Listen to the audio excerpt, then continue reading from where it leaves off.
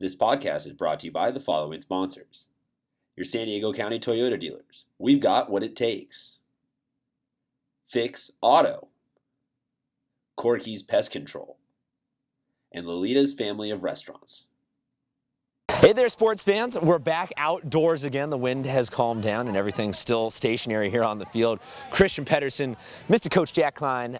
Coach, good to see you. Thank you. This is it, folks. We're at the end of the regular season for San Diego High School golf. So what we're going to do today, instead of the general shout-out, we're going to take a little freeze frame of if playoffs started tomorrow, how everything would look. Because there's still a couple of things left to be decided, but for the most part, we're pretty locked in. We are, of course, tomorrow's last day of matches, and then we'll be going into play-ins, the conference championships, and getting ready for the final push into CIF. So a couple banners still to be handed out, and we'll highlight those, but right now it seems like you could pretty easily, because you have pretty easily put together a list of how each playoff scenario would work itself out. Let's start up in Division I, because that's the big one. Torrey Pines, I'm assuming, is that number one spot. Let's kind of work our way down from there. Sure. So in CIF, we have 8 D1 teams that will qualify.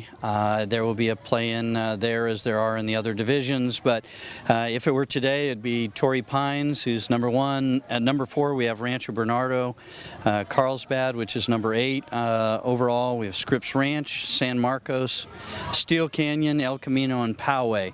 So again, we don't know for sure, because we still have... There's a little bit of jockeying still in the positions, but right somewhere in the range of Torrey, RB, Carlsbad, Scripps, Steel Canyon, El Camino, Poway, San Marcos. That's going to be, within any reason, your bracket. Correct. So we would expect those 8 to have the best chance of moving forward into the CIF.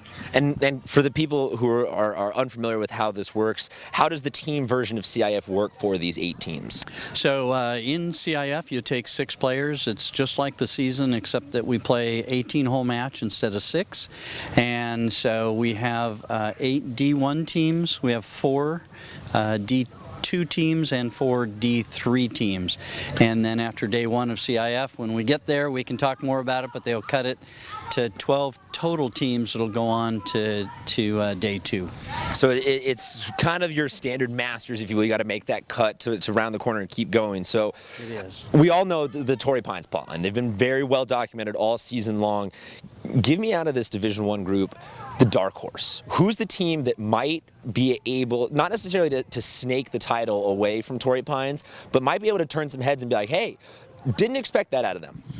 Well, I think, we, as you said, we have a gap between Torrey and the rest of the field, but we really have a really close race between, number 2, Torrey B team, but number 3 down through number 12 overall in CIF that are all within 5 or 6 shots of each other. So, when we get to CIF, any of those could emerge as the number 2 team for sure. And again, we play the game, and so Torrey could have an off day. Lots of things can happen. I mean, even though it may be less likely, it's still obviously possible. Titles obviously aren't decided on paper, but how you get out there and play the game. What's really interesting to me about this, though, is for a lot of this, fresh faces coming into their first time in CIF.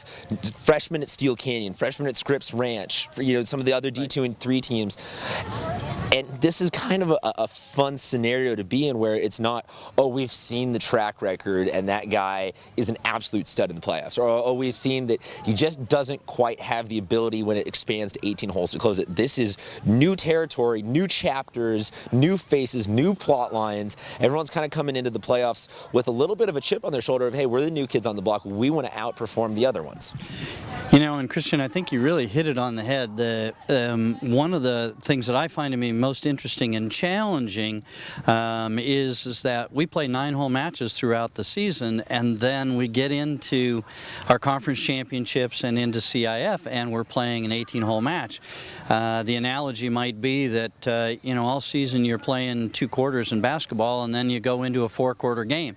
It's a different... It's mentally and physically much more demanding. Also to mention, though, that you have to make that cut and then come back and do it again. Absolutely. So I think it makes it makes it more interesting. So to your earlier point, there's some other teams that could have a different experience when we get to play in 18 holes. Well, is this something where I'm kind of hearing you say that you'll rely a little bit more on the track record of someone who's been there, done that? I think experience matters, and there's a lot of these kids are playing tournaments throughout the year and have the 18-hole experience, and so it isn't new to them, but it will be new in a team environment. So I think that'll make it interesting. So let's move on now to Division II. Let's also make sure we're still framed up. All right, perfect. All right, so Coach, let's move on now. Division II. We've talked about a pretty set, the same as Division I, a pretty set number of teams, but just kind of give us a rundown of who you're looking at. If it started now, who would be the 4 teams in Division II? So 4 teams are La Costa Canyon, Cathedral, Catholic, La Jolla High, and Valhalla. And we were just mentioning, but La Costa Canyon is number 3, Cathedral is number 5, and La Jolla High number 7 overall in CIF. So again, these are all teams that can compete for that number 1 or number 2 position in CIF. They're very strong teams. Give us just kind of a general sense. When we talk with D1 about Torrey Pines, and everyone else, is this a runaway race or is this much more gray? I'd like to say that it's more gray, but 2 teams will move on to regionals from CIF. So although we may say that Torrey is cut above the rest of the field, yes, their players average 1 shot better per player than the other teams, but in the same breath, again, we got to play the game. And so on any given day, teams can rise to the occasion, especially when you have good players like many of these teams have. So Division II, a little bit more jarbled. Go over those teams one more time. LCC, Cathedral Catholic, La Jolla, and Valhalla. Valhalla, and now we've mentioned Steel Canyon and Valhalla here.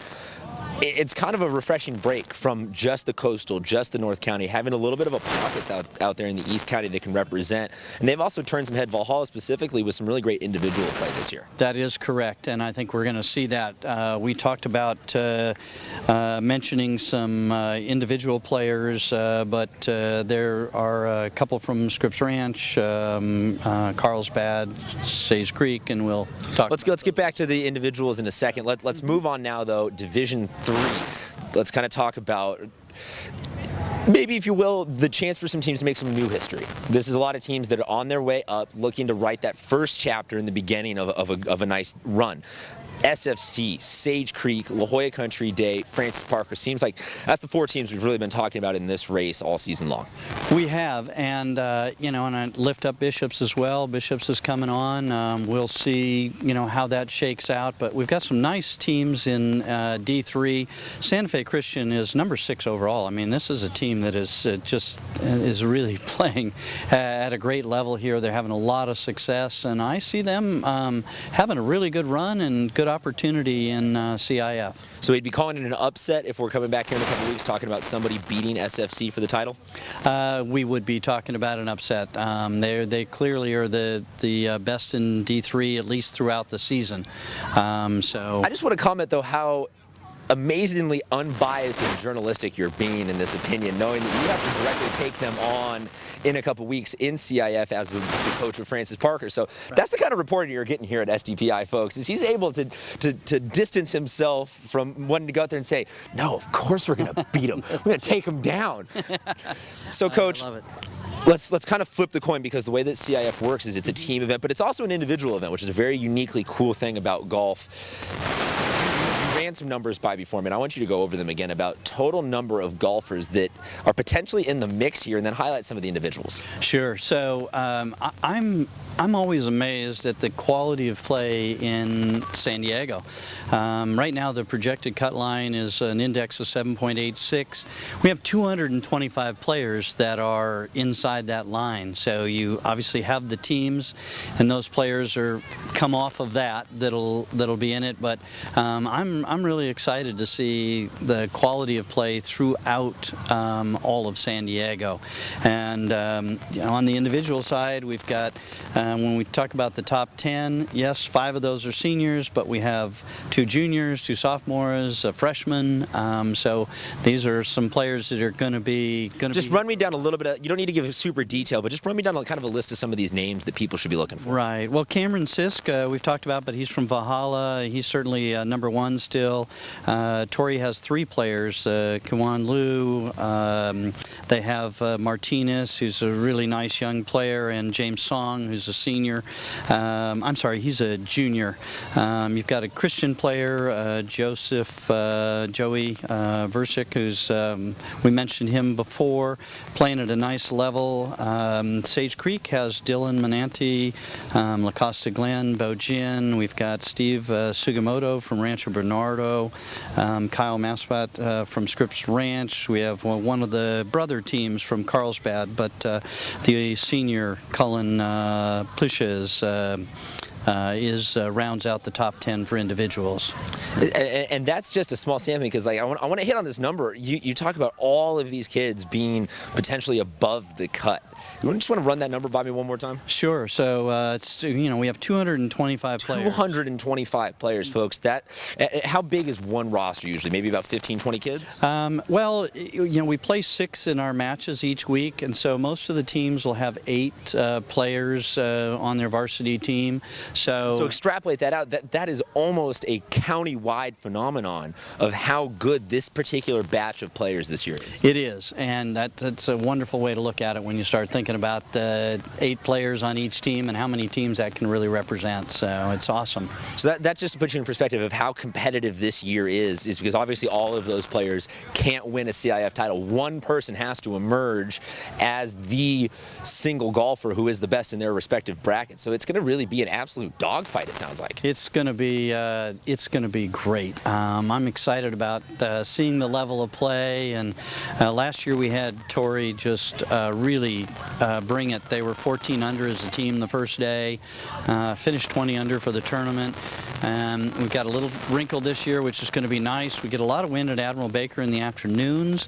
And so the last couple of years, D1 has had the advantage of the morning tee times as the wind broke. I mean, this year it could be different, but we'll have the D2, D3 playing in the morning first day, and so that's going to be helpful to the D2 and D3 players. So that could really help to bunch things up when we get ready for day 2. Well, it's going to be a lot of fun to watch. That will all be getting underway next week, and that's the next time you'll see us is for the actual playoff breakdowns. This is a little, just as we said, if the season ended today. Not a whole lot of wiggle room, though, so hopefully this will be pretty similar to what we're coming back at you next week, but we will be with you for the actual breakdown. It's going to be kind of a sprint. First round, make the cut. Second round, on to states with some championships, but we're going to be here for every moment of it with you. Coach, thank you very, very much for letting me get off to practice, and folks, we will see you next week.